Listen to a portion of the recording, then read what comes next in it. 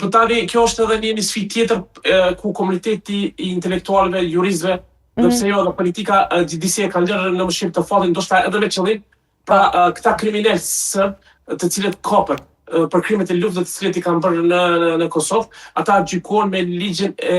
Federatës Jugoslave, e cila ka parapar në atë kohë krimet e luftës. Pra ne kena pasur misionin e UNMIK-ut, kena pasur misionin e EULEX-it,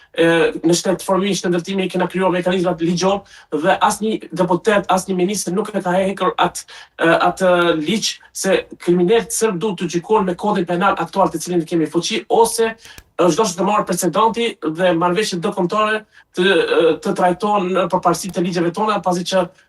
Tribunali i Hagës për gjykimin e kriminalëve serb në Jugosllavi, aty ka parapar dënime kapitale, dënime deri në 30-40 vjet burg përjetshëm, por tani maksimumi i dënimit që po gjykohen këta serb është 20 vjet. Dhe llogaritni tash me 20 vjet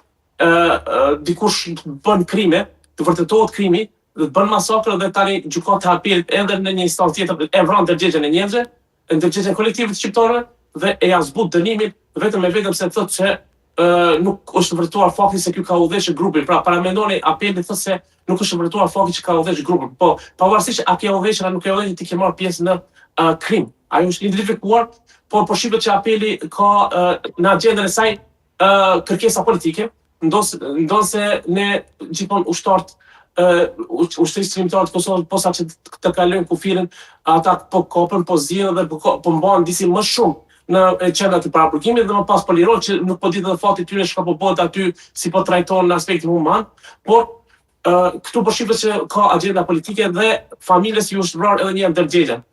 Po, dhe cilat dispozita konkrete të kodit